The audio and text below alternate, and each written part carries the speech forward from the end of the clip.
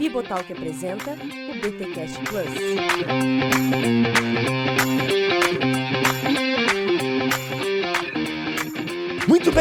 Muito bem. Começa mais um BTcast Plus, o terceiro episódio dessa segunda temporada. Eu sou o Rodrigo Bibo e para um mundo complexo, uma teologia simples. E aqui é Cacau Marques e eu quero ser evangélico igual o Stott. Vai aí, quem não quer, né? Quem não quer? Eu sou Igor Miguel e o evangelho todo para o homem todo, para todos os homens. Não se fala Lausanne, Lausanne. Olha aí, muito bom. Aliás, precisamos de um episódio sobre Lausanne. A Vicky tem que padronizar o Lausanne aí, vamos lá. E eu sou a Vicky, se Jesus deu a vida por nós, devemos dar a nossa vida pelos nossos irmãos. Amém. A igreja diz amém. Olha aí. 1 João 3,16, os efeitos do evangelho. Olha aí, ó, Tim Keller não larga a gente, não adianta. Ele não larga. Ele é sempre presente. Meus amigos, minhas amigas, estamos aqui para mais um episódio do BTcast Plus, esse podcast que vem até você como um plus para além da nossa série de BTcasts semanais. Uma vez por mês ou uma vez a cada 40 dias aparece o BTcast Plus, que é praticamente um clube de leitura em forma de podcast, e nós estamos lendo o livro O Cristão em uma Sociedade Não Cristã. Como posicionar-se biblicamente diante dos desafios contemporâneos. Nós já fizemos 2 episódios que você encontra aqui em bibotalk.com ou nos apps de podcasts, YouTube ou também no Spotify.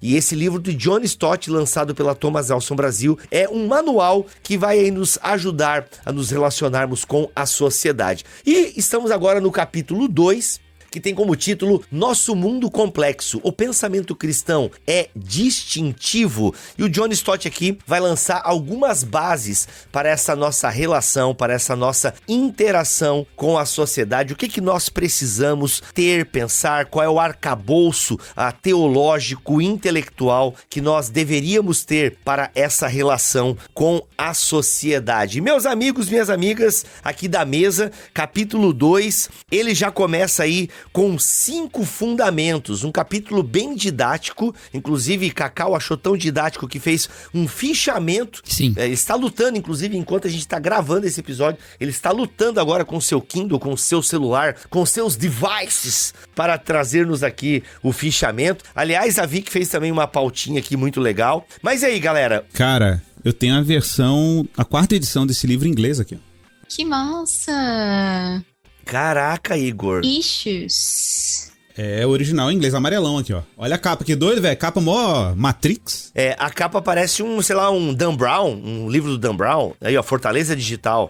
Mano, bonitão, olha aí. Outro nível, hein? Mas Esse livro já tinha sido publicado pelo Ultimato, né? Na edição antiga. Inclusive, quem traduziu foi uma membro da minha igreja. Essa versão aqui, ó, ela que me deu de presente depois que ela traduziu. Só que depois eles retraduziram, né? E qual era o nome antigo da Ultimato? Era Ouça o Mundo... Era Assuntos Contemporâneos, não sei o que, Assuntos Contemporâneos. Era Ultimato. Ah, tá. Eu gostei da tradução da Thomas Nelson, hein? Do título. Do Cristão na Sociedade Não Cristã. Olha aí, se você achar num sebo mais barato, já pode pegar essa versão antiga do Ultimato. Se você quiser comprar por menos de R$50, eu acho, tem um link aqui na descrição deste episódio. A El Shaddai tá com um precinho bacana. E eu sei que na Amazon também tem. Vai ter os 2 links aqui, tá bom? Tanto da Amazon quanto na El Shaddai. Lembrando que sempre que você compra na Amazon, compre pelo link do Bibotalk, que isso abençoa o nosso ministério. E também vai comprar na El Shaddai, tem o link do Bibotalk, que também abençoa o nosso ministério. Olha aí, pronto. Aí tá completo. Lembrando que a Thomas Nelson Brasil traduziu baseado na 4ª edição, que é a mais recente, porque a primeira edição dessa obra foi em 84 e a última edição é de 2006. E a tradução é baseada na edição de 2006, a mais atual, né? Ah, sim, eu já vi essa versão, é verdade. Sim, inclusive tem até textos que o Stott tem ajuda de um amigo dele para algumas questões ali, que o cara dá uma escrevida, como diz o outro. Cara, é um livro muito legal, eu acho que assim, é um bom ponto de partida pra gente discutir vários assuntos na sociedade.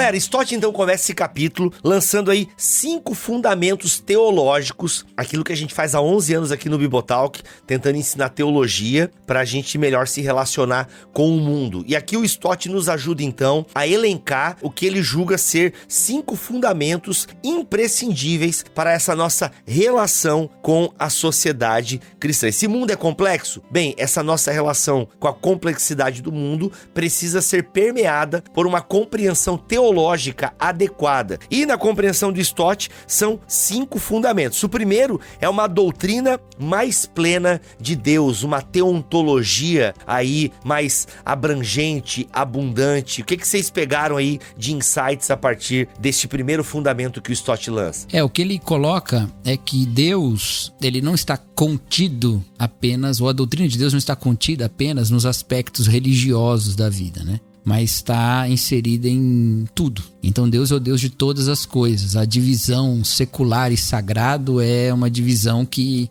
num Deus que é criador de todas as coisas, não faz tanto sentido assim, né? Então ele vai tirar 3 pontos que são pontos importantes de reflexão sobre essa doutrina de Deus. Uma é essa, né? Que Deus é o Deus tanto da religião quanto da natureza. Que aí a gente pode falar até em termos de tanto da questão da revelação também, né? Ele não vai entrar nesse ponto, mas você pode falar sobre isso, né? Da revelação geral e especial, mas especialmente desse Deus que é o Deus que, uma vez que ele criou todas as coisas, a mesma sabedoria revelada nos aspectos religiosos e que nos leva a essa vida religiosa, nos leva também a uma ética pública, né? Que é uma ética em convivência com ele. Eu li um livro, inclusive, que tenta falar de uma forma bem legal sobre esses aspectos, né? De uma sabedoria integral, chama A Escola do Messias. Não sei se vocês já leram. Sim, é um livrinho bacana aí de um cara, lançado pela Thomas Nelson também, curiosamente. É um carinha novo aí, sabe? Ô, gente, muito obrigado pela generosidade. Quem for ao BT Day, no dia 20 de agosto, vai encontrar todos nós lá. Eu, Vicky, Igor, Cacau, Alex, a galera do BTcast Plus vai estar lá, velho. Inclusive, enquanto gravamos esse episódio, 25% das vagas já ocupadas. Então, corre garantir o seu lugar no BT Day 2022.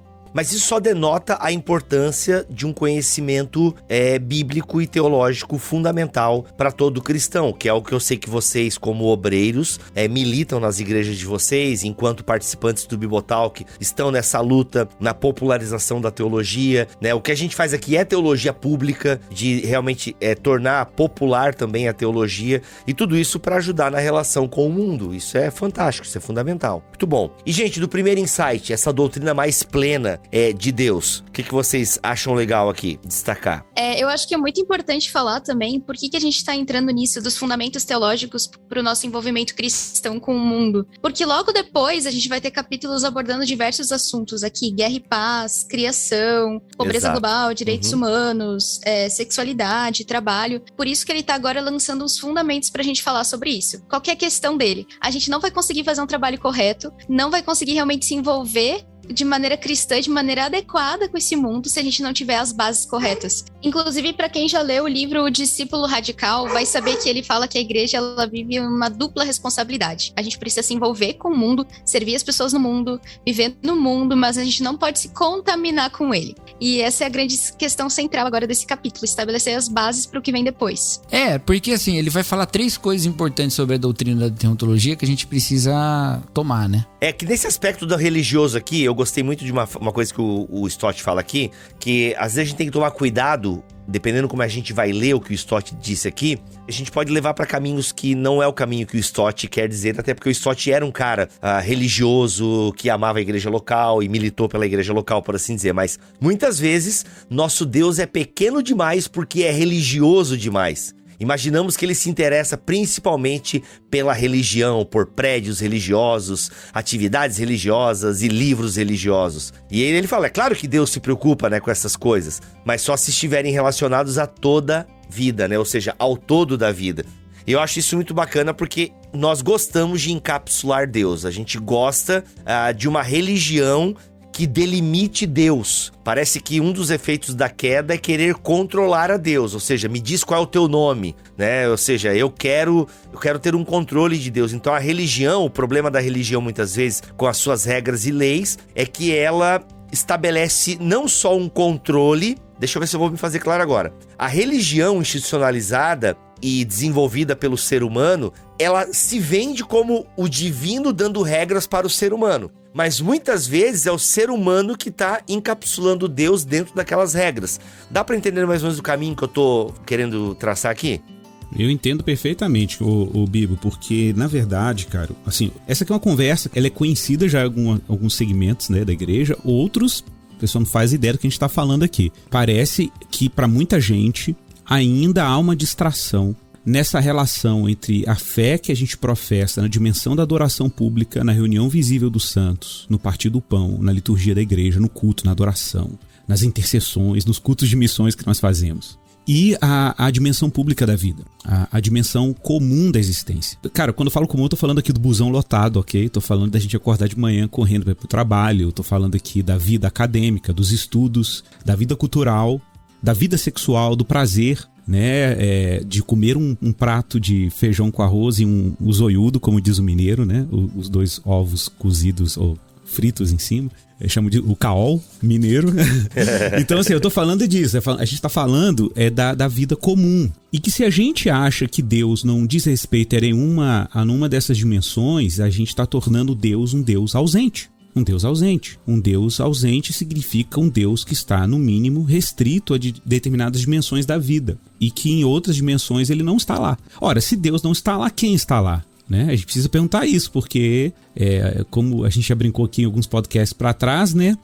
Liberdade não é viver sem um senhor. Liberdade é estar debaixo do senhor certo, porque um senhor é inevitável. Então, se existem algumas dimensões da vida em que Deus não está presente, alguma coisa vai estar presente. Ou a minha vontade, ou a vontade de alguém, né? Ou a vontade do pecado, seja lá o que for. Então, admitir o senhorio, a extensão da soberania de Deus e do senhorio de Deus sobre a realidade da vida significa que nenhuma dimensão da nossa vida está intacta, mas que essa totalidade está sob o governo e os efeitos de quem Deus é. Então, a preocupação do Stott, você teve muito esse cuidado, né? Tipo, o Stott não é um anti-igreja que está dizendo assim, ó, a igreja é a vida. Não, ele reconhece a especificidade da dimensão da expressão de culto e religiosidade como a igreja local, mas ele também reconhece que a extensão do domínio de Deus não está restrita apenas à esfera da igreja, mas ela vai a todos os campos da existência, né?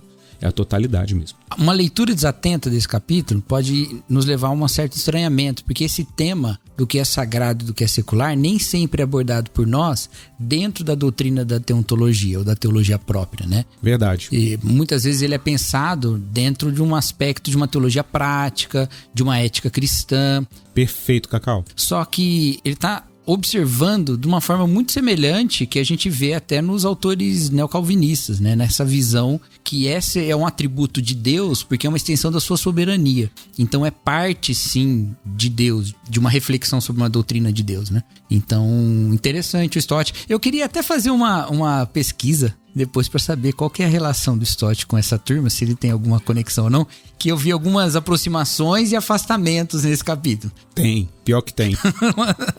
Tem algumas aproximações e tem afastamentos. Quem sabe disso muito bem é o Guilherme, ele faz um mapa direitinho, assim, da verdade da tradição inglesa, né? Dentro da tradição inglesa anglicana tem uma relação. O Wright, inclusive, cita isso em entrevistas, sim, né? Sim. Ele cita isso em entrevistas aí. Fala, Vicky. Para citar um exemplo, por exemplo, do que o Igor e o Cacau falaram, cuidado com a natureza, né? Ele vai trazer depois temas como ecologia, biotecnologia, e qual é a relação do cristão com isso, né? O que isso tem a ver com a gente? E eu já vivi assim, uma vida bastante não refletida em outras áreas da vida, e por incrível que pareça, o momento em que eu comecei a perceber que talvez não fosse bem assim, foi quando eu tava lendo o livro Salmos, do N.T. Wright, e o N.T. Wright fala sobre, por exemplo, a gente tem aqueles salmos que falam que Deus faz crescer o pasto pro gado, as plantas que o homem cultiva, e eu sempre pensei, isso é poesia, né? Tipo, Deus criou o mundo, deixou o mundo lá funcionando e foi embora. Eu não, ele fala não. O homem hebreu realmente entendia isso, né? Deus que faz a natureza crescer, as plantas brotarem.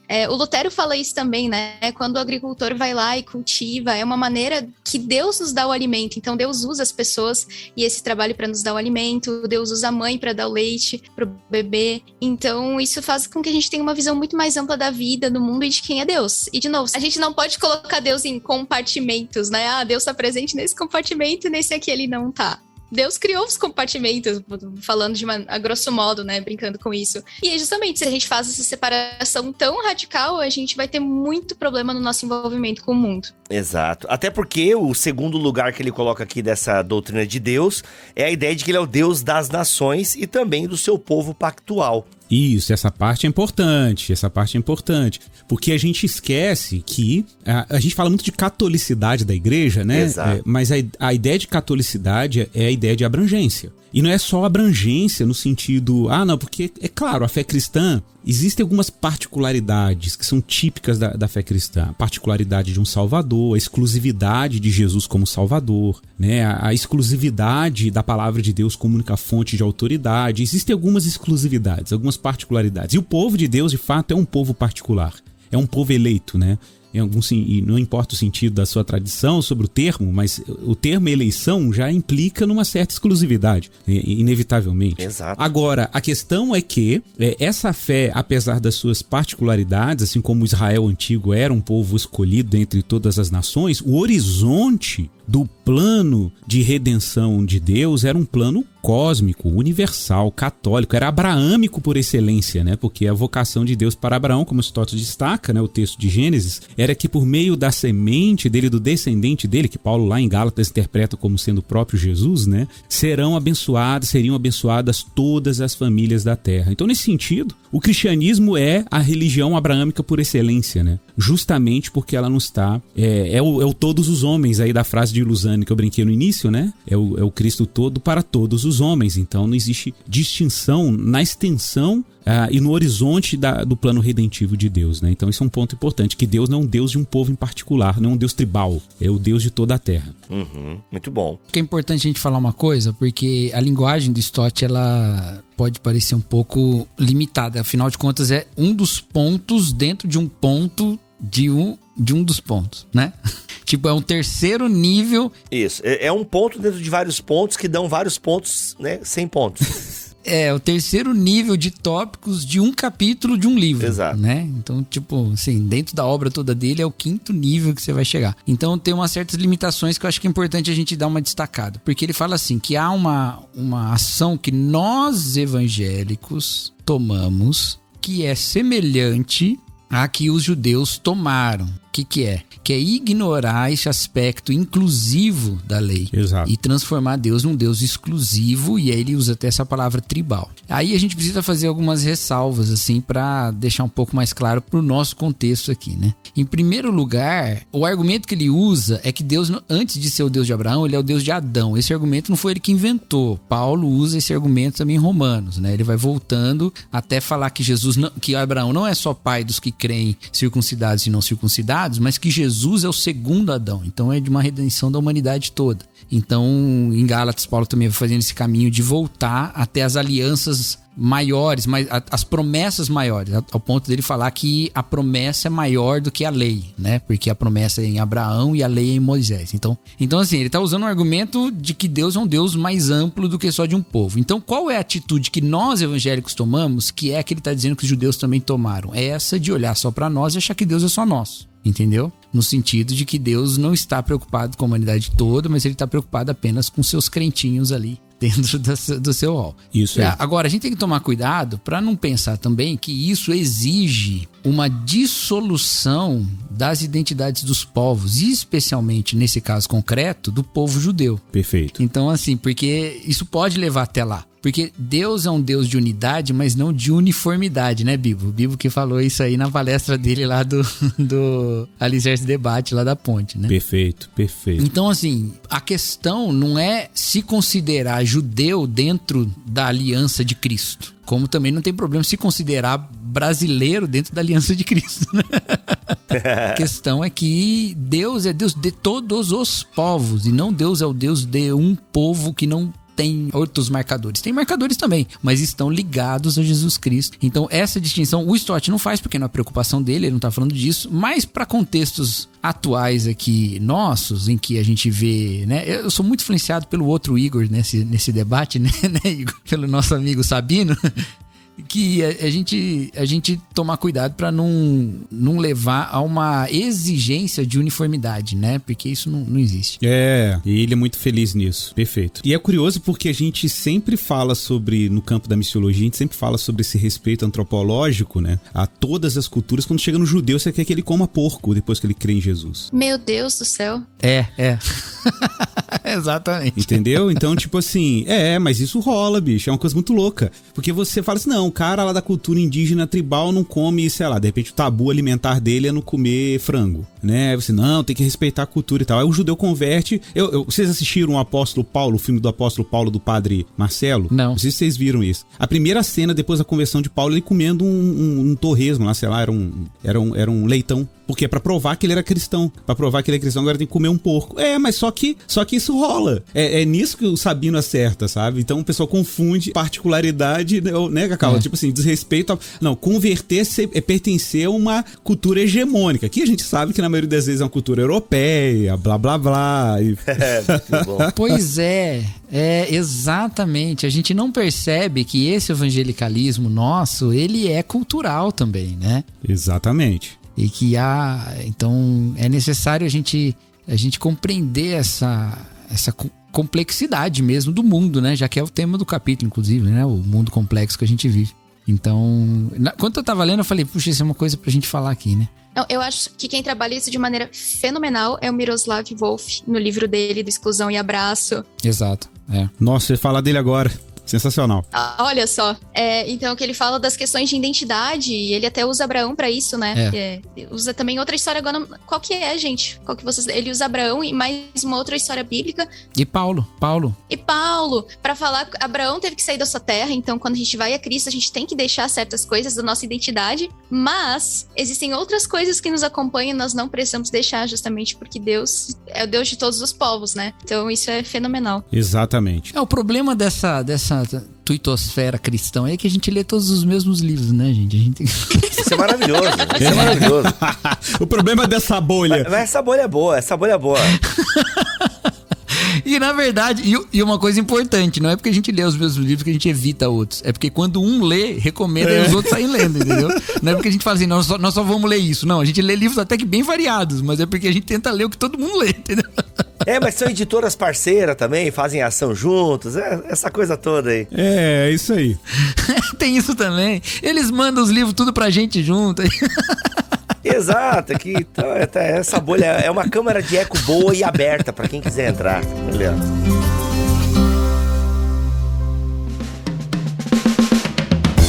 Deixa eu interromper este podcast que eu tenho certeza que você está curtindo demais para avisar o seguinte. Sim, já estamos em julho de 2022 e você não começou a estudar como tinha dito para você mesmo naquelas resoluções de final de ano que no ano de 2022 você faria um curso ou uma pós-graduação. Bem, se tratando de pós-graduação, posso ajudar vocês com uma dica quentinha da Fabapar. Gente, Fabapar, Faculdades Batistas do Paraná, foi onde eu fiz o meu mestrado e ela tem pós-graduação 100% online, reconhecida pelo MEC, professores capacitados, gabaritados e olha só, galera, tem 7 opções de pós-graduação na Fabapar. Você tem Teologia e Interpretação Bíblica, Teologia do Novo Testamento aplicada, Teologia Sistemática Contextualizada. Ou seja, você vai fazer uma pós-graduação aí do conforto da sua casa ou onde você pode parar para assistir um vídeo, fazer uma anotação, enfim, ela é 100% online. Ela é reconhecida pelo MEC, tá bom?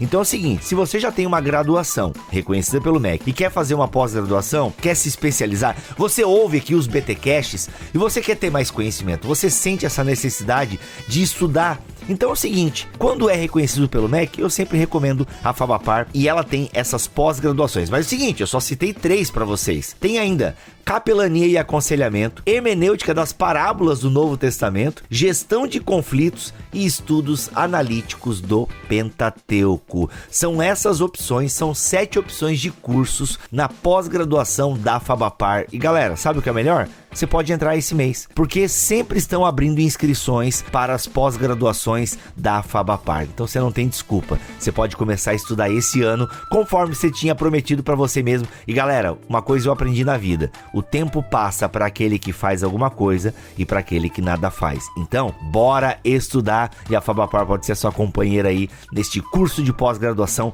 basta você escolher. Mais informações, mais detalhes, é só você clicar no link que acompanha este BTcast Plus aqui em bibotalk.com. E se você utilizar o cupom BIBOTALK, sim, qualquer curso que você vai fazer na FABAPAR, seja o bacharelado em teologia ou mestrado, algumas dessas pós-graduações que eu acabei de citar, se você utilizar o cupom BIBOTALK, você ganha algum tipo de desconto, certo? Alguma isenção, algum benefício você terá ao utilizar o cupom BIBOTALK, tá bom? Vai estudar na FABAPAR, não esquece, insere o cupom BIBOTALK que você ganha desconto.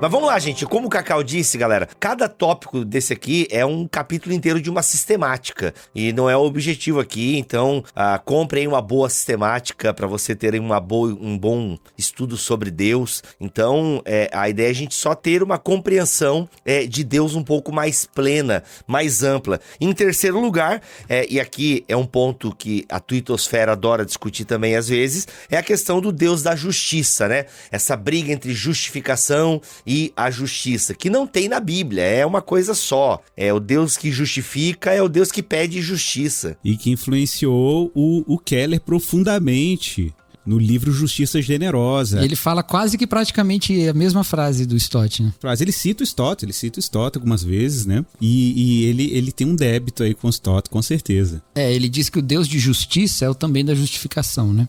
Então ele não quer apenas justificar o pecador, mas ele quer também que a vida, ele coloca, eu vou botar a frase exatamente como ele disse.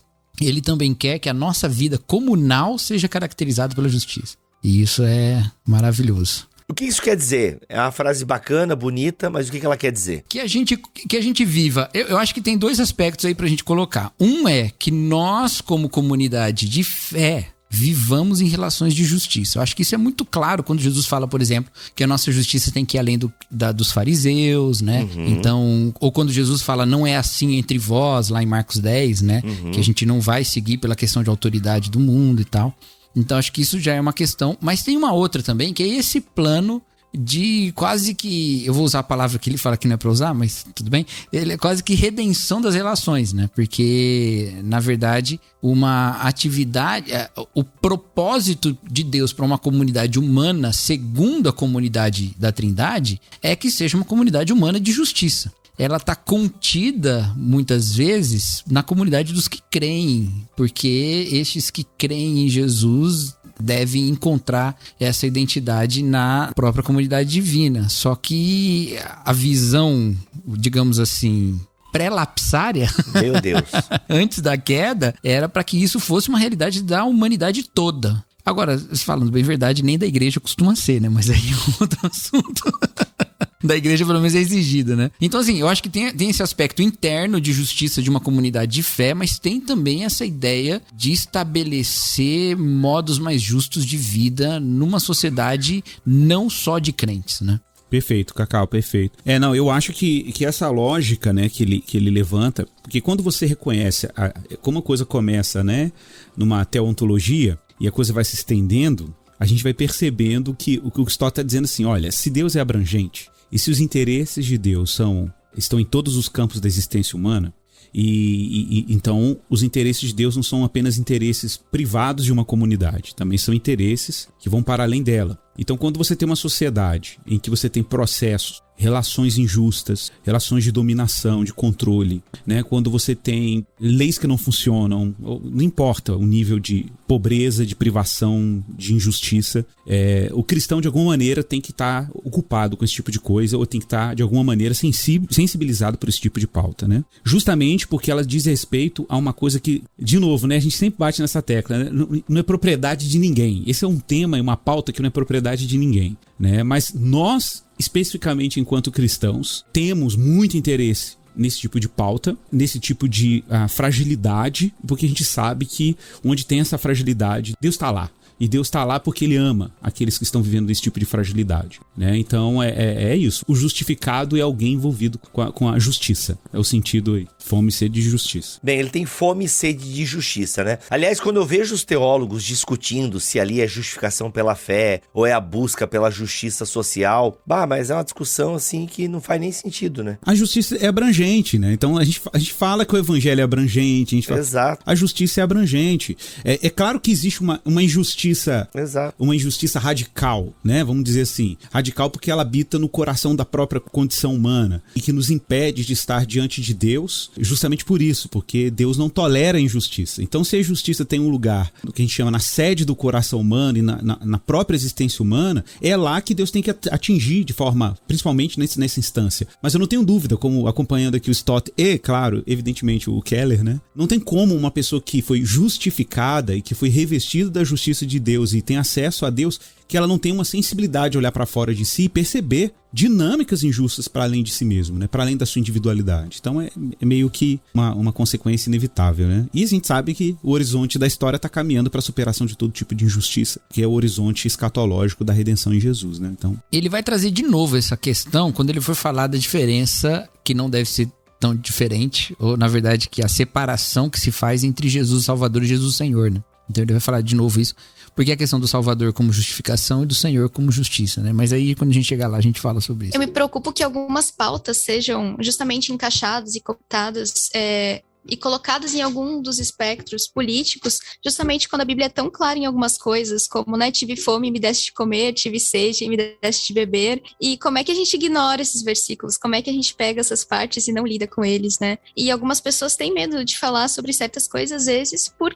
quererem se identificar em determinados grupos políticos, ou elas pensam, puxa, se eu falar de determinado problema social, vão me encaixar nesse grupo, se eu falar de problema X, vão me encaixar no outro grupo, e isso é bastante complexo, e é uma coisa que justamente porque falar desses temas de envolvimento social, e especialmente da justiça, agora que o Igor falou, esse é o problema central. Por que falar disso é tão complicado? Porque as pessoas acham que vão ser encaixadas já em um determinado grupo. Exato. O Stott, inclusive, tem um resumo muito legal aqui na página 55, que eu leio o seguinte: aqui, então, está o Deus vivo da Bíblia. Suas preocupações abarcam tudo, não só o sagrado, mas também o secular, não só a religião, mas também a natureza, não só o seu povo pactual, mas todos os povos, não só a justificação, mas a justiça social em cada comunidade, não só o seu evangelho, mas também a sua lei. Não devemos tentar limitar seus interesses, aliás, nossos interesses deveriam ser tão amplos quanto os de Deus. Olha aí a sabedoria, olha a sabedoria do velhinho. E depois, então, a segunda doutrina bíblica que nós precisamos ter bem clara para a nossa relação com a sociedade e uma interação mais plena com o mundo à nossa volta é uma antropologia teológica, a doutrina do homem mais plena, ou seja, a compreensão que temos dos seres humanos. Isso a gente já falou bastante aqui, inclusive, né? A compreensão do cristianismo em relação ao ser humano é responsável pelo avanço da ciência,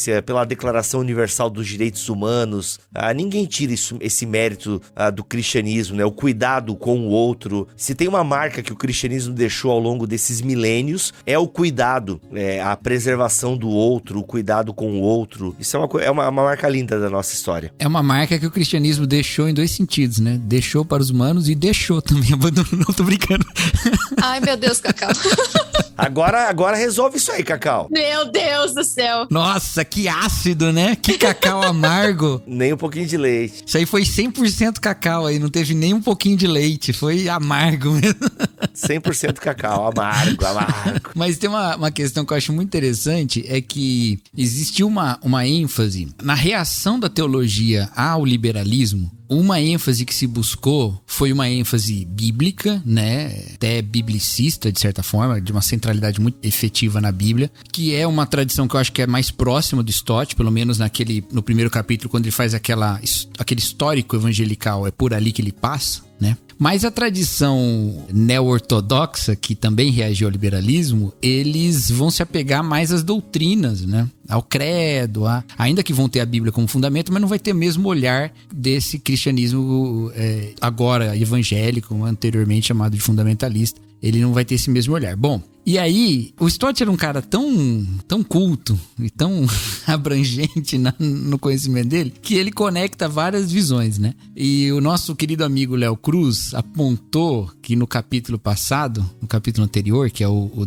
da política, o capítulo não, né? O trecho da política do capítulo anterior, como o Stott é dependente, vamos dizer assim, ou ele tá pelo menos, não dependente, mas ele tá reagindo ou reintegrando, sei lá qual que é a palavra que a gente pode usar, com a teologia do Reinhold Niebuhr. E um dos fundamentos mais importantes para o Niebuhr para pensar uma atividade cristã na sociedade é a antropologia teológica. E é justamente essa dualidade do ser humano que é não corpo e alma, mas é a dualidade da sua condição paradoxal, em que o ser humano é ao mesmo tempo criado imagem de Deus e ao mesmo tempo é profundamente dominado pelos efeitos da queda. Então essa questão é uma questão para a gente compreender também na nossa ação no mundo, em que a gente está lidando com seres humanos que são amados por Deus e que têm o aspecto espiritual da sua divisão com Deus, mas que também tem todos os efeitos da injustiça caindo sobre seus corpos, né? Então o Stott vai colocar aí que os cristãos, eles devem servir os seres humanos não por uma base de uma filantropia. A palavra filantropia significa amor ao homem, né? Philos e anthropos, né? E ele fala, não é por causa de uma filantropia, mas é algo mais profundo, não é por causa de um objetivo. Então, se você for pegar alguém que é movido por um sentimento filantrópico materialista, perguntar para ele até as últimas consequências, por que cuidar dos seres humanos, você não vai ter uma base ontológica para fazer isso. Graças a Deus, ninguém leva, ou pouca gente leva essas questões às últimas consequências. Ainda bem, né? Ainda bem que as pessoas, os ateus materialistas, costumam encontrar nessa filantropia quase que uma questão de fé. Então tá ótimo que eles continuem tendo essa fé antes de ter a fé em Jesus Cristo, mas que não percam essa, né? O Stott cita ali um amor à evolução humana, né? Que, nossa, é tão bonito, mas aí no momento que você tem um fraco, um doente, né? Esse amor não vai tão longe assim. Se você fosse levar essa ideia às últimas consequências, é que essas pessoas não levam, ainda bem que elas não levam, né? São pessoas que nós podemos chamar de boas, né? No limite do que a gente pode chamar de bom de uma pessoa, né? E não levam até as últimas consequências. Mas se fossem levar, você não teria razão para agir dessa maneira. Só que o cristão, ele tem um fundamento, que é essa questão de seres humanos criados à imagem de Deus e que são por isso amados por Deus e que tem todo esse potencial divino neles, independente da condição na qual se encontram, isso, em termos das suas capacidades físicas, em termos das suas condições morais mesmo, dos seus feitos. Todos eles têm a marca, todos nós temos a marca da imagem de Deus. Esse é um fundamento para uma filantropia verdadeira, para um amor à humanidade a partir do amor de Deus mesmo, né? E aí ele diz então que nós amamos os seres humanos como seres que são almas, corpos e sociedade, né? Ele fala que o ser humano seria uma alma, corpo em comunidade, né? Muito bem. E ele tem uma parte aqui muito legal, que eu acho que é um desdobramento, Cacau, disso que você tá mencionando, que, cara, assim, é muito louco, porque se você pensa, é uma consequência meio... como uma coisa parte de Deus, é óbvio que isso teria desdobramentos antropológicos, né? Então, se você entende a extensão do domínio e da graça de Deus como a totalidade da existência, então a gente também não pode olhar para o ser humano concebendo ele de forma estrita. Tipo assim, não, se Deus é extenso, né, a vida humana, ela não tem nada nela que Deus esteja ausente igualmente. Não é só o cosmos, né? A própria condição humana, ela é toda afetada por essa dimensão de quem Deus é, a totalidade dela. Então ele cita aqui, né? Isso por consequência, essa antropologia que você já introduziu muito bem aqui, né? Que é o ser humano como um ser irredutível, em que nada escapa, né?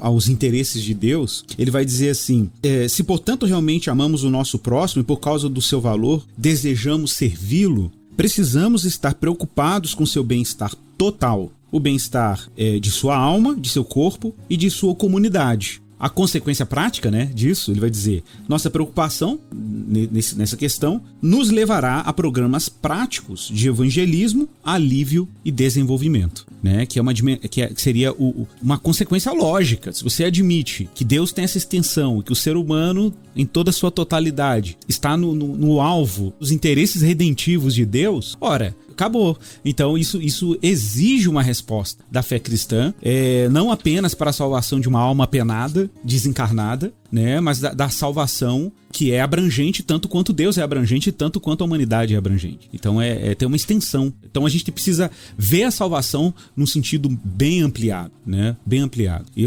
esse é um ponto que quem é familiarizado com Lausanne sabe do que a gente está falando aqui.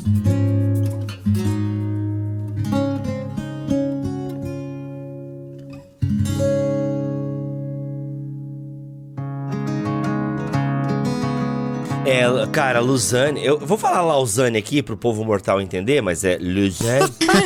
Não, porque eu sempre falei Lausanne a minha vida inteira, sempre ouvi nos podcasts Lausanne, o cara me vem com Lausanne agora, que parece o nome da minha tia, que mora aqui em Medeiros, mas tudo bem. Medeiros é uma cidade. Mas assim, gente, isso me lembra até aqueles discursos que com certeza todos nós já ouvimos em algum momento, que nos inflamou, assim, a ideia de fazer algo pra Deus, né? Eu, graças a Deus, já tive essas pregações no sentido de fazer a gente amar mesmo a alma perdida, né? Eu vou usar aqui bem a expressão pentecostal, que é a salvação de almas. Eu sei que o Stott não é isso e às vezes até é um conceito muito errado só de salvar a alma e esquecer o corpo, né? Essa crítica que tem, inclusive, ao evangelismo, muitas vezes, que só se preocupa com essa ideia de, não, aceitar Jesus e não cuidar do resto, mas não é isso. Eu tive essas pregações que fizeram, cara, tu tem noção de que pessoas estão sendo esquecidas, perdidas, as pessoas estão indo para o inferno, por assim dizer, né? E se a gente tem essa compreensão mais plena da dignidade do ser humano, nós vamos nos envolver de alguma forma com missões transculturais, vamos nos envolver de alguma forma com o auxílio ao necessitado, que é a questão da justiça. Essa compreensão teológica de quem Deus é e de quem nós somos e a responsabilidade que nós temos para com os outros, de alguma forma vai me mover em direção a alguma necessidade. A gente não dá conta de abraçar tudo, tirando o David Platt, porque no livro dele contraponto, o cara é envolvido em todas as causas possíveis do mundo, desde tráfico de mulheres a pobreza na África, né? Não sei como é que o David Platt consegue, mas enfim, tirando o David Platt, a maioria de nós não consegue se envolver em todas as frentes. Mas, cara, inevitavelmente, se você tem uma compreensão da missão de Deus e da dignidade do outro, de alguma forma você se envolve para melhoria, por bem-estar, vou usar essa palavra, de um ser humano em situação de risco, de caos e por aí vai. Isso é inevitável.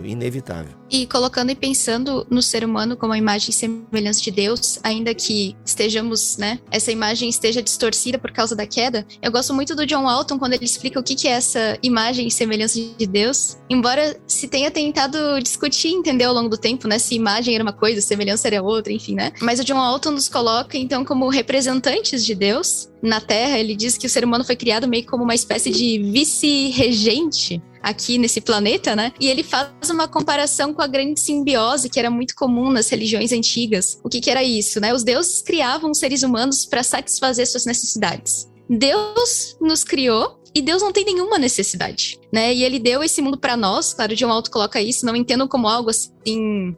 eu sei que talvez soe um pouco estranho falar que Deus criou o mundo pra nós, pra gente desfrutar dele, pra gente cultivar o jardim. Pra algumas pessoas pode soar meio estranho, mas ele faz justamente essa comparação entre Deus, o Deus de Israel, e os deuses dos outros povos. Então, que seria uma imagem e semelhança de Deus, pelo menos vendo ali numa teologia de Gênesis. Mas eu queria fazer uma pergunta pra vocês: como é que a gente equilibra isso em relação à queda? Porque, por exemplo, eu já vi pregação de pastor dizendo que nós somos tão depravados e tão sujos, que nós somos como orques, os orques do Senhor dos Anéis, e toda vez que um orque morre, a gente fica feliz porque eles são tão sujos, imundos e pecadores, porque eu já ouvi coisas nesse sentido, porque existe a queda, existe a depravação total. Talvez seria bom explicar também a questão da depravação total. Existe a queda, mas já ouvi algumas pessoas usando isso no sentido para não estender a mão pro próximo. Não sei se eu me fiz entender, mas é uma tensão que existe. Não, eu consigo entender, porque o que a Vicky tá dizendo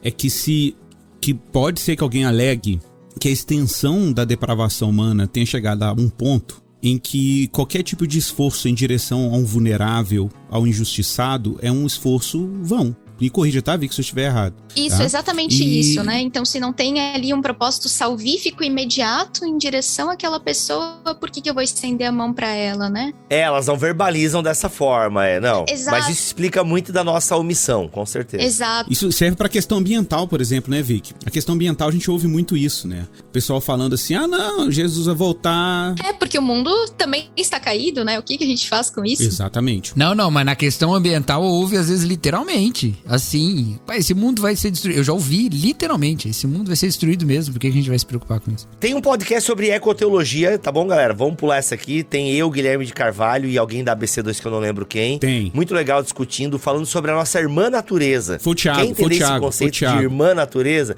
Thiago, né?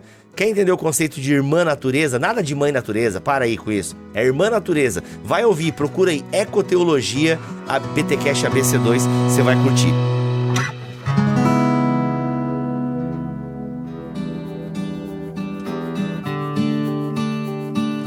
Gente, vamos lá, porque estamos caminhando e a gente não vai conseguir passar pelo capítulo clássico BTcast Plus, em que a gente não passa pelo capítulo inteiro, mas esse capítulo é muito bom, a gente volta no 4º episódio pra terminar esse capítulo 2. Mas, gente, uma doutrina mais clara de Cristo. Aliás, eu achei pobre essa parte aqui do Stott, ele não se ocupou muito. Ele quer que a gente leia o outro livro dele lá, A Cruz de Cristo, é isso? O que ele quer? Venda Casada, Stott, qual é? É que A Cruz de Cristo é mais um livro sobre a obra de Cristo na cruz, né? Exato, não sobre Cristo, né, como pessoa. Aqui ele enfatiza mais a questão da encarnação. E isso é uma coisa interessante, porque a gente tem por tradição evangélica, um dos pontos da clássica descrição do evangelicalismo do Babington, né, é que nós somos cruciformes, né, e crucicentristas. Né? Caraca, tu desenterrou agora, hein, mano? Muito bom isso aí, mano. Olha aí. Nós temos um podcast, o que é ser evangélico, que a gente passa por essas classificações do Babyton, e o Igor também já falou em algum podcast também. E essa questão é que, por quê? Porque a gente leva a questão da justificação, né, da obra de Cristo na cruz, a centralidade total, né, da questão de Cristo. E a gente, de fato, ignora um pouco a questão da encarnação. É só você pensar assim, que apesar da sociedade comemorar mais o Natal, a festa cristã que é carregada de mais sentidos teológicos para nós, nas nossas igrejas, costuma ser a questão da Páscoa. A gente não faz tanta reflexão teológica sobre o Natal, pelo menos não fazia na época dos meus anos de formação, assim, né? Hoje eu já vejo mais insistência nisso. E outras tradições cristãs, elas centralizam muito mais a encarnação, né? Os ortodoxos orientais, por exemplo, eles veem a encarnação como uma coisa muito mais importante do que nós costumamos ver. Mas a encarnação, para o Stott, manifesta um paradigma de missão, né? De uma missão de envolvimento. Então ele diz assim, porque ele fala que é como Deus o enviou, ele também envia. Então Deus enviou a encarnação, Deus também envia, né? Cristo também nos envia da mesma maneira que o Pai o enviou. Então ele diz ali ele fala num momento dessa parte, né? Se a missão cristã deve ser moldada segundo a missão de Cristo, por causa desse texto, né? Isso certamente significará para nós, assim como significou para ele, entrar nos mundos de outras pessoas. No evangelismo, significará entrar no mundo de seus pensamentos e no mundo de sua tragédia e perdição, a fim de compartilhar Cristo com as pessoas onde quer que estejam. Na atividade social, significará uma disposição de renunciar ao conforto e à segurança do nosso próprio pano de fundo cultural, a fim de doarmos a nós mesmos em serviço às pessoas de outra cultura, cujas necessidades talvez nunca tenhamos conhecido ou experimentado. A missão encarnacional, seja evangelística, seja social, sejam ambas, exige uma identificação custosa com as pessoas em suas necessidades, em suas situações reais. Eu acho muito interessante isso, porque se você pensar, a encarnação de Cristo é uma submissão real a condições reais. É uma colocação do Filho eterno em condições reais que lhe são distintas na sua realidade divina. E nesse sentido, acaba valorizando a realidade humana, né? Então, assim, o fato dessa realidade ter sido a realidade na qual o próprio Filho de Deus se manifestou, quase que concede à realidade um caráter de mais realidade.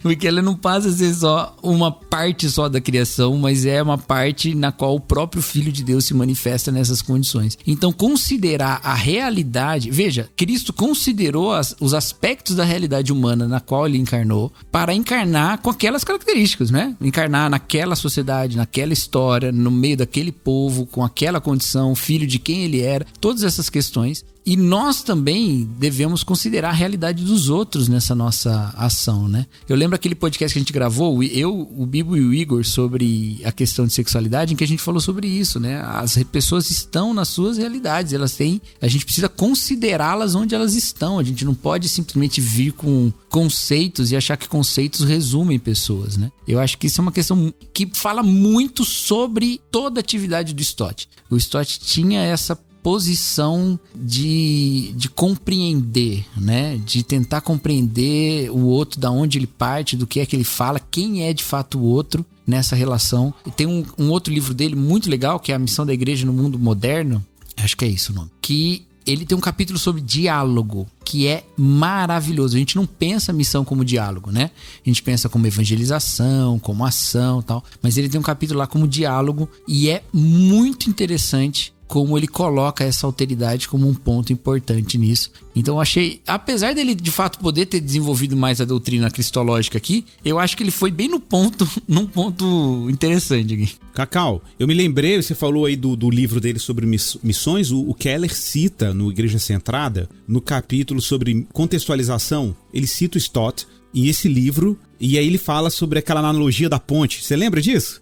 Aquela analogia da ponte cultural, que ele diz assim, que todas as vezes que nós levamos o evangelho da nossa cultura para uma outra cultura, a gente precisa reconhecer que tem coisas que a gente está levando que é o evangelho, tem coisas que a gente está levando que não é o evangelho, que são valores culturais. E aí ele fala uma coisa interessantíssima, que a gente sempre olha assim, quando eu vou para uma cultura pregar o evangelho, eu estou sempre levando o evangelho para aquela cultura, mas existem aspectos do evangelho que eu não percebia, que aquela cultura vai provocar em mim uma percepção. E aí eu vou enxergar dimensões do evangelho que eu não percebia antes. Perfeito. Nossa, que fantástico. Fantástico, né? Então porque a gente sempre tem um olhar assim meio de cima para baixo na hora de evangelizar. Mas a gente não percebe às vezes que ao evangelizar nós somos desafiados por uma realidade cultural que desperta em nós uma percepção sobre aspectos e dimensões do evangelho que não tinham sido apreciados antes, né? Então. E essa é a história, isso tem muitos desdobramentos, né? Essa história, por exemplo, do Lesslie Newbigin, né? Também é isso, ele vai em missão e ele percebe, peraí, na minha casa tem um monte de coisa do evangelho que a gente não entendeu, né? E aí ele vai falar sobre essa sociedade da qual ele saiu e ele volta. É também uma fala do próprio Miroslav Volf, ele fala isso também, né? Que nós precisamos da alteridade ao olhar para a Bíblia, porque o outro vai destacar pontos da Bíblia que nós não vamos destacar. E aí, então, a gente vai ter uma compreensão maior da Escritura, quanto mais próximo a gente está de quem é diferente de nós nessa leitura bíblica. Então, essa é a riqueza da diversidade da igreja. Mas tem uma questão que é muito interessante, porque algumas pessoas vão falar assim, por que o Brasil envia missionários para outros lugares do mundo, se aqui tem tanta gente ainda para a gente pregar o evangelho e para se converter, né? E geralmente o argumento que a gente ouve em aulas, às vezes, de missão, alguma coisa assim, poxa, mas se os missionários que vieram para cá tivessem pensado isso, a gente nunca tinha sido evangelizado, né? Porque no país deles também nunca ficou todo mundo convertido. Interessante.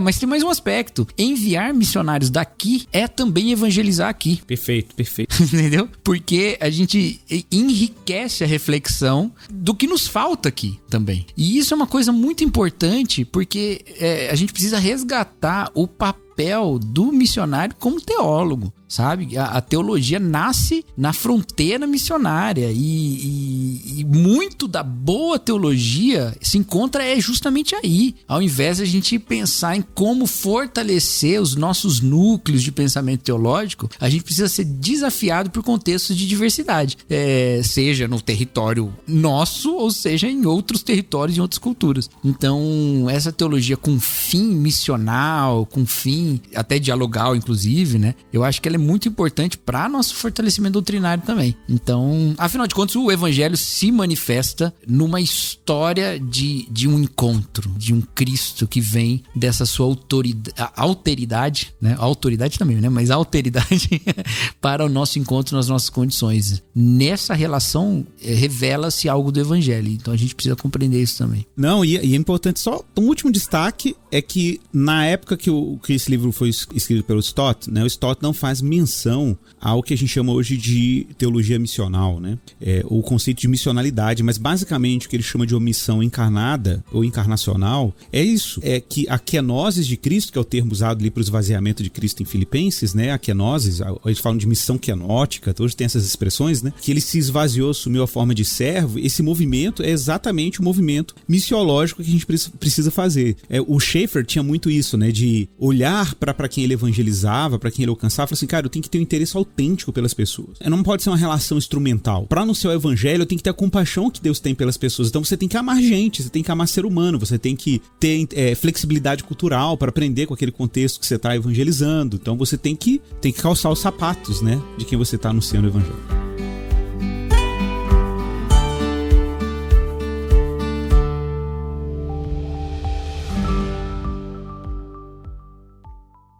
Gente, caminhando aqui para o final do episódio, página 59, uma doutrina mais plena da salvação. Olha aí, o que significa ter uma doutrina mais plena da salvação para essa nossa relação com a sociedade? Separar a salvação do reino de Deus, hein? Então, nesse bloco, pessoal, que ele vai abordar o que ele chama de uma doutrina mais plena da salvação, já fizemos uns pequenos spoilers aqui, né? Em primeiro lugar, é que ele dá uma ênfase específica sobre não separar salvação de reino de Deus. O segundo é não separar Jesus como Salvador de Jesus como Senhor. E o terceiro, que a gente não deve separar fé de amor. Eu acho muito impressionante como o Stott adianta uns debates, né? Por exemplo, essa questão da salvação e reino de Deus, ela é um debate aí que tá pegando recentemente, o que é o evangelho, né? Se o evangelho é a justificação, se o evangelho é o reino de Deus, né? E ele tá falando, olha, esses aspectos eles têm que estar juntos, né? Eu acho maravilhoso isso, né?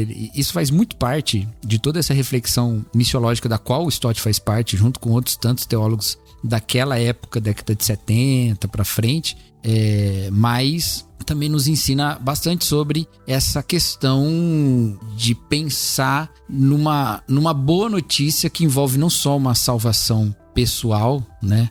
Mas essa manifestação desse reinado de Deus, que ele mesmo chama de um governo dinâmico que rompe na história humana por meio de Jesus, confrontando, combatendo e superando o mal, propagando a integridade do bem-estar pessoal e comunal, apossando-se do seu povo em bênção total e exigência total, né? Essa é a definição de reino de Deus aí do John Stott, né? Caraca, olha aí. Salvação é a bênção do seu reinado, Stott vai nos dizer. Depois, em segundo lugar, não devemos separar Jesus o Salvador de Jesus o Senhor. Isso é clássico da pregação também, mas faz muito sentido. Aí eu puxo o gorrinho então aqui.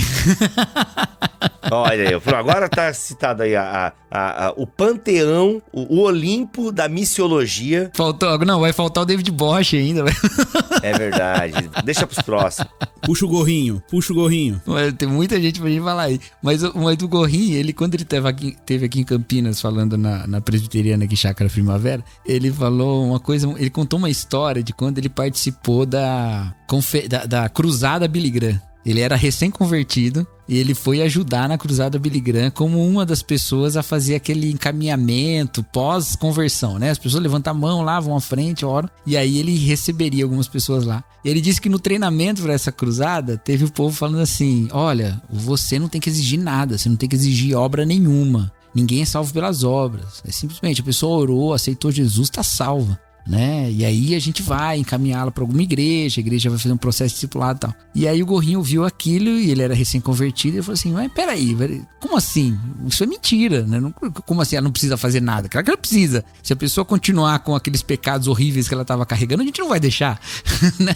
E aí ele disse, não, isso é uma questão para resolver depois. E ele sentiu que era uma espécie de como é que é? De golpe que estavam dando ali, né?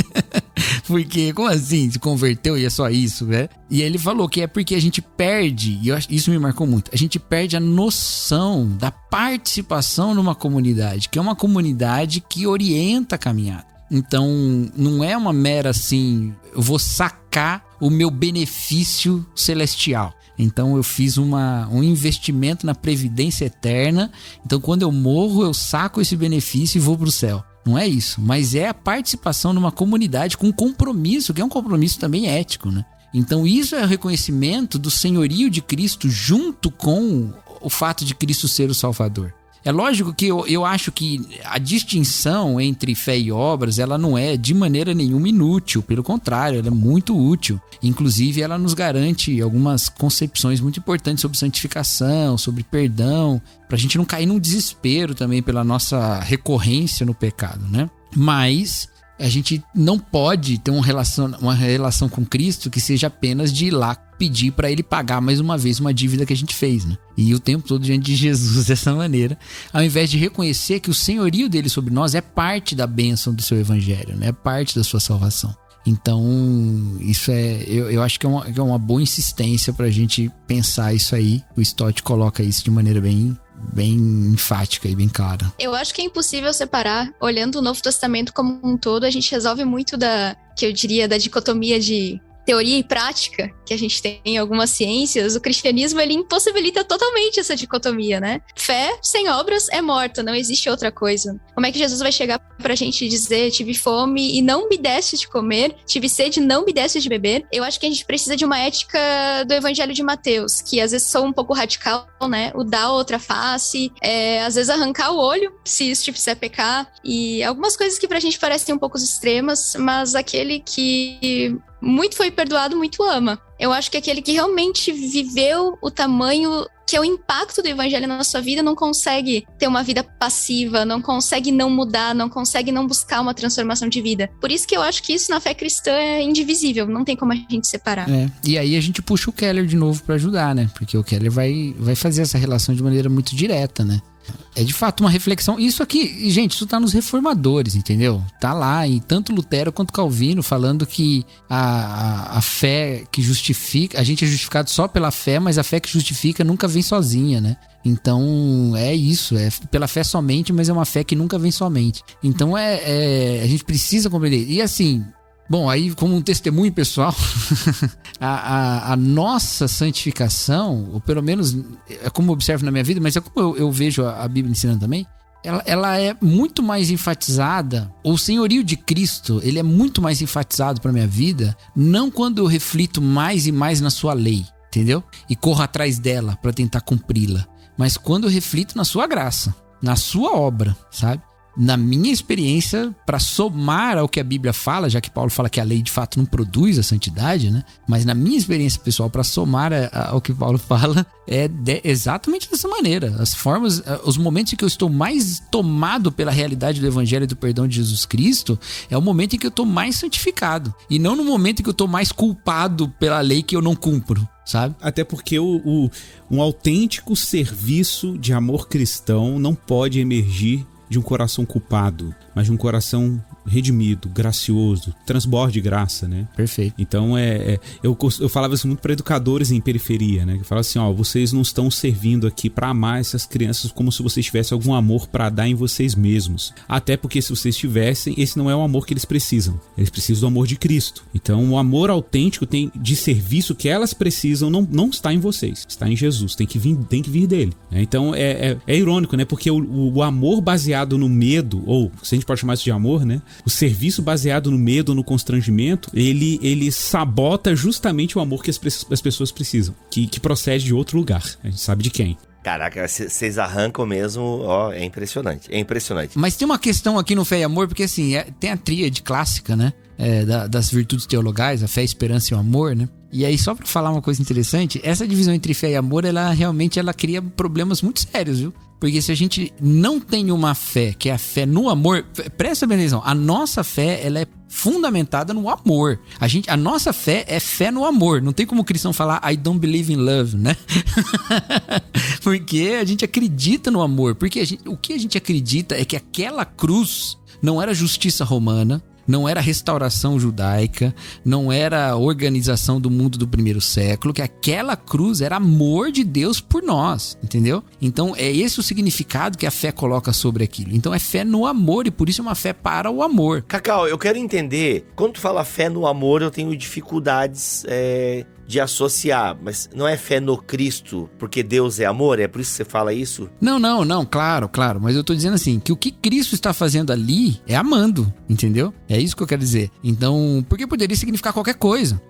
A paixão de Cristo podia significar qualquer coisa. Podia significar o quanto homens maus são maus. Veja, eu poderia criar toda uma teologia da vingança a partir da cruz. Eu pensaria assim, aqueles que não agiram contra Jesus são os redimidos. Então, todo o objetivo agora é, identificando-se com Cristo, nós voltarmos com toda a violência contra aqueles que fizeram mal a Jesus. Seria uma teologia da vingança, entendeu?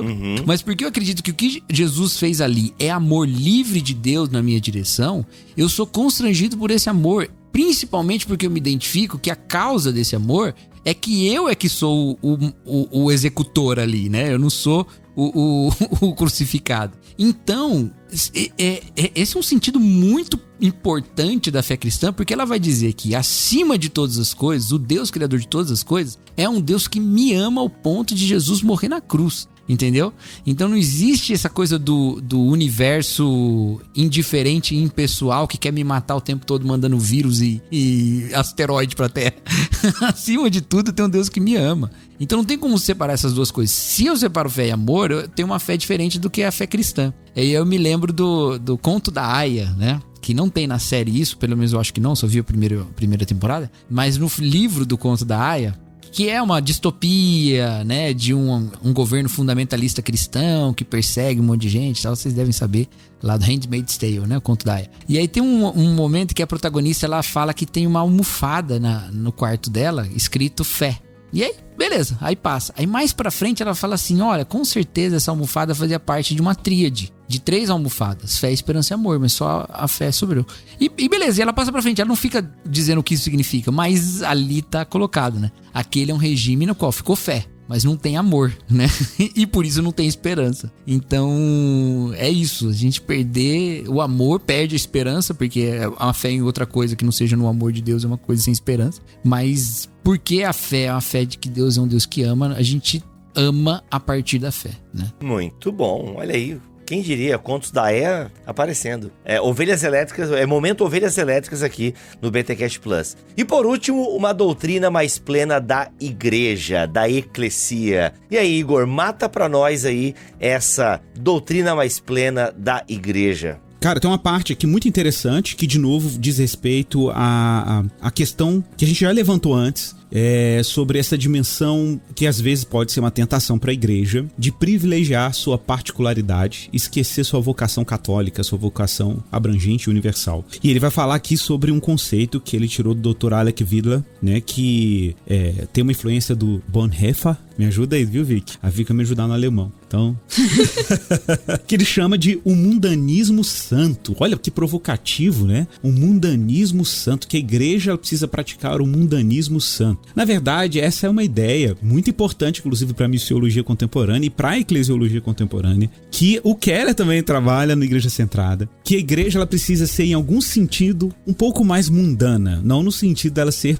nossa, fizeram um recorte dessa parte, vão tomar pedrada do universo. Não façam isso. Se vocês fizerem isso, vocês são filhos de Belial. Vocês são filhos de Belial. Meu Senhor do céu. Não façam. Sem cortes. Então, gente, é isso. Mas em qual sentido? O sentido que a igreja precisa ser intramundana. Apesar dela ser, né, a comunidade cujos membros pertencem à cidade de Deus, ela está na Nativita Mundi, ela está na cidade dos homens, né? Ela está presente no mundo atual e ela precisa dar um testemunho público de Cristo. Nesse sentido, a igreja precisa ter capilaridade comunitária, ela precisa estar presente no mundo, dando testemunho de Cristo no mundo. Então a gente tem que tomar cuidado, porque às vezes a igreja fica tão preocupada em se proteger do mundanismo, né? Ela fica tão engajada em se proteger do mundo que ela acaba esquecendo que o mundo é o palco e é o horizonte do seu testemunho e da sua missão. Então, às vezes, esse zelo pela santidade, né, pode estar comprometendo a grande comissão, o testemunho que nós temos que dar ao mundo e às nações a respeito do evangelho. Inclusive, eu quero mencionar aqui uma frase do Stott sobre isso, que sintetiza bem essa ideia,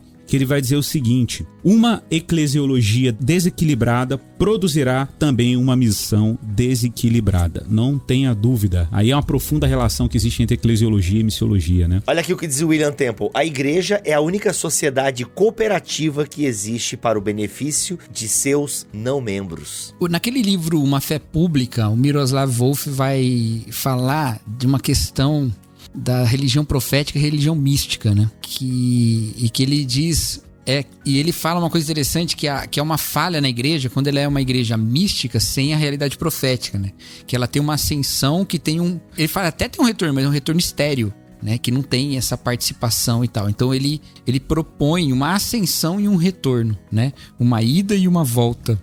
E eu acho que é essa dupla natureza da igreja que o Stott fala aqui também, né? Que é santa e mundana, né? Que sobe e desce, né? Ou né? Não, ou nada. Eu vou ficar só com isso aí mesmo.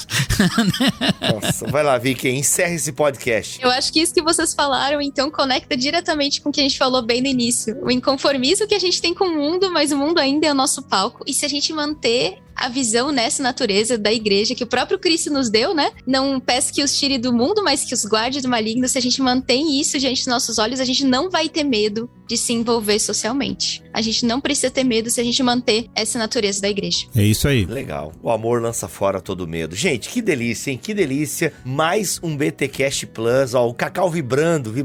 Porque o início é o fim, né? O fim é o início. Como é que é lá de Dark, da série Dark? O início é o fim. O fim é o começo, aquela loucura toda e tal. Gente, é isso, foi mais um episódio do BTcast Plus. E claro, a gente não acabou o capítulo, mas esse capítulo é muito rico e a gente vai voltar ainda no capítulo 2 do livro O Cristão em uma Sociedade Não Cristã, de John Stott. Lembrando que você pode comprar este livro do Stott utilizando o link que está aqui na descrição deste podcast, galera. É o seguinte, você pode comprar na Amazon e você pode comprar na El Shaddai. Os dois links estão aqui na descrição deste episódio, tá bom? Então compra esse livro, vale muito a pena. E se você compra pelo link do Bibotalk, você ajuda o nosso ministério. Aliás, qualquer coisa que você for comprar na Amazon, compre pelo link do Bibotalk, porque isso ajuda demais a gente. Mas vocês viram que é muito legal, né? A gente parte do Stott, mas cita o Keller, a gente cita outros autores e vai dialogando. É o clube de leitura que você queria aí, ó, gratuitamente neste podcast. Então passe adiante, compartilhe, ensine outras pessoas a ouvir podcast, tá bom, galera? Ensina, porque a gente faz isso aqui com o maior carinho, com disposição, e a gente acredita nesse chamado, nesse ministério que a gente investe aqui para educar teologicamente a galera que entende língua portuguesa, tá bom? Obrigado, Vicky, pela sua presença aqui. Valeu, Bibo, sempre um prazer. É nóis. Igor Miguel, tamo together. Valeu, irmão. Foi um prazer enorme. Um beijo pra todo mundo aí. Beijo. Valeu, Cacau. Bom estar aqui contigo. Vicky. O Cacau é nóis, hein? Cacau tá bem, Cacau? Tá tudo certo aí, né? Tudo certo, cara. Saudade de gravar podcast com o Cacau, bicho. Também, cara. Olha Mas aí. assim, agora eu fiquei animado que nós vamos estar todos juntos no BTD, cara. Que coisa maravilhosa. Contando os dias. Vamos, se Deus quiser e assim permitir, no BTD, dia 20 de agosto, Vamos ainda lá, galera, tem, hein? vamos lá. Ainda tem vaga. Então chega lá, que vai ser um dia incrível, um sábado inteiro, pensando sobre a unidade da igreja. É isso. Voltamos na semana que vem com mais podcast, se Deus quiser e assim permitir. Fiquem todos na paz do Senhor Jesus.